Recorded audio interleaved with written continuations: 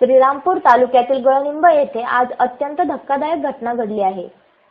जागा आमची वडिलोपार्जित आहे असं ओरडून सांगत असतानाही अतिक्रमण काढण्यासाठी आलेल्या तहसीलदार, पोलीस आणि ग्रामपंचायत सदस्यांसमोर गावातील अनिल कुलकर्णी यांनी पेटून घेतलं। यात ते 70% भाजले असल्याची माहिती मिळते। त्यांना प्रवरा हॉस्पिटलमध्ये उपचारासाठी दाखल करण्यात आले।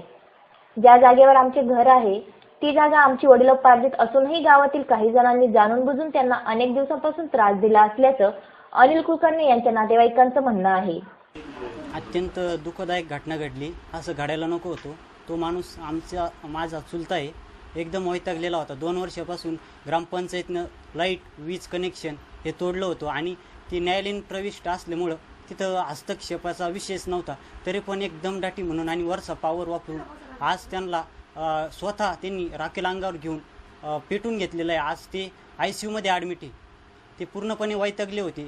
गावातल्या ठराविक जणांनी त्यांना कायम त्रास देऊन का बा तुमचं घर अतिक्रमणात आहे, तू इथं राहू नको, आणि एकतर आमची 4 घरं आहे, अल्पसंख्याक असल्यामुळं याचा विचार केला जावा असं मला वाटतं।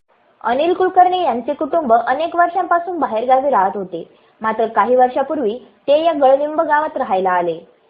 आपल्या वडिलोपार्जित जागेत हनुमान मंदिरा शेजारी घर बांधले। मात्र 2 वर्षापूर्वी ग्रामपंचायतमध्ये सत्तापालट झाली आणि त्यांनी कुलकर्णींना तुमचं घर अतिक्रमणात असल्याची आवई उठवली। धाक दडपशाही करून काही दिवसांपूर्वी घर पाडण्याचाही प्रयत्न केला। त्यामुळे कुलकर्णींनी कोर्टात धाव घेतली। मात्र कोर्टाचा कोणताही निर्णय झालेला नसताना आज अचानक तहसीलदार आणि पोलीस पथकासह घर पाडण्यासाठी दाखल झाले। मात्र कुलकर्णींनी घर पाडण्यास विरोध केला। जेव्हा आपलं कोणी ऐकत नाहीये असं म्हटल्यावर त्यांनी थेट स्वतःला पेटवून घेतले। आमच्यावर अन्याय केला जात असल्याची भावना त्यांच्या वहिनीने व्यक्त केली आहे। आता कारवाई करून राहिले लोक, पण आमची वाडवडिलांचीच जागा आहे ती, काय आम्ही विकत घेतली नाही किंवा काही नाही। आमची वाडवडिलांतर्फीच राहत होती इथं, पण आता नाही, पोटापुरतं साधन म्हणून आपले परगावी जाऊन पोट भरीत होते। लगेच अतिक्रमण चालू केले लोकांनी आणि आज सगळे ते या सडकेपासून त्या सडकेपर्यंत सगळे ब्राह्मणांचा वाडा येतो। एवढे घर झाले, एवढे वेळेस लोक झोपले होते का? आणि आज आमचं एक बेन गेलं तर लगेच हा धिंगाणा का? म्हणजे आम्ही या गावात राहायचं किंवा नाही हा प्रश्न। आणि ते गावकऱ्यांचं जे म्हणणं आहे की ती जागा मंदिराची आहे, मग ती काय होळीची जागा आहे? होळीची जागा म्हणजे तुम्ही जर आम्ही इथं नसलो आणि तुम्ही जर ते हे आणून असे वर माती लावून आणि तुम्हाला वापरायला जागा केली तुम्ही, मग ती तुमचीच झाली का? हा, म्हणजे तुम्ही तिथं बऱ्याच वर्षापासून राहत नव्हती, जागा मोकळी पडलेली होती म्हणून आज गावकरी माझे सासू सासरे राहत होते, पण आता इथं जमीन थोडी आम्हाला आणि मग कोपरगावला सगळे स्थायिक झाले होते आणि कुणी कोर्टात, कुणी इकडं, कुणी तिकडं असे लागले आणि मग थोडीस मग त्यांच्या नंतर 2 नंबर गावावर आले, त्यांच्या नंतर आम्ही आलो आणि हे आले आता आमच्या पाठीमाग। माझे मालक पट्टीच भरीत होते, 2 नंबर वाले भाई, आम्ही त्या जागेची ग्रामपंचायतीला पट्टी देत होतो, पट्टीच घेत होती ते आमच्याकडून। आता तुम्हाला खरं सांगायचं म्हणजे आम्ही लोक भित्री, त्या ठिकाणी जर दुसरे वय तर काठ्या घेऊन उभे राहिले असते, काय केलं असतं या लोकांनी। पण आमचे थोडे मोजके लोकांनी शिवाय थकलेले लोक आहेत गावावर, तुम्हाला खरं सांगायचं, त्यामुळे हिंमत कोणी करू शकत नाही। ही जागा ग्रामपंचायतची असून अनेकदा नोटिसा देऊनही घर काढलं जात नसल्याने ही कारवाई केली असल्याचं उपसरपंच म्हणतायत।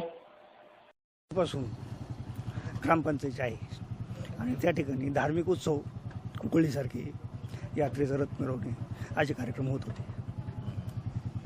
मग हे जे अतिक्रमण काढण्यासाठीचं जे काही होतं तुम्ही त्यांना सूचना दिलेल्या होत्या का? आणि त्यांना वेळोवेळी प्रशासकीय सूचना दिलेल्या आहेत।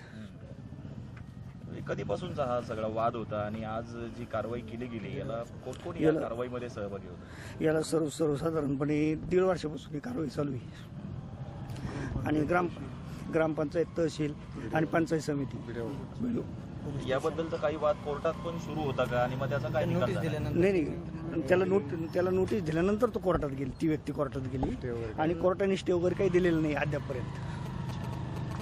पण त्यांच्या परिवारातल्या लोकांचं म्हणणं असं आहे की यांची ही वडिलोपार्जित जागा आहे आणि त्या जागेवरती त्यांनी घर बांधलेलं होतं, मग याची शहानिशा केली गेली नाही का? नाही, ते त्यांची वडिलोपार्जित जागा आहे, मिळकत नंबर 3 त्यांची वरती आहे. अच्छा. ही जी जागा आहे, संपूर्ण जागा ही ग्रामपंचायतीची जागा आहे, बखल जागा आहे. गावात अनेकांनी ग्रामपंचायतीच्या जागेत अतिक्रमणे केलेले असताना राजकीय दबाव आणून होत असलेली ही कारवाई म्हणजे अल्पसंख्याक समाजावर अन्यायच आहे. एका कुटुंबाला बेघर करणं कितपत योग्य आहे? राजकीय दबाव वापरून अतिक्रमण मोहीम एकट्या घरासाठीच का राबवण्यात आली, असे अनेक प्रश्न यामुळे उपस्थित होत आहेत. ही जागा वडिलोपार्जित जागा आहे आमची. पहिले ग्रामपंचायतचे याची कुठल्याही प्रकारच्या मोजमाप नाही, काय नाही, काय नाही, फूट नाही, काय नाही, बखल जागा असे त्यांच्या नुसता हे केलेलं आहे. पण आता हे काय चाललंय काय समजत नाही आपल्याला. मृत्यूशी झुंज देणाऱ्या अनिल कुलकर्णींना आता तरी न्याय मिळणार का, हाच खरा प्रश्न आहे. प्रतिनिधी गोविंद साळुंके, माय न्यूज, श्रीरामपूर.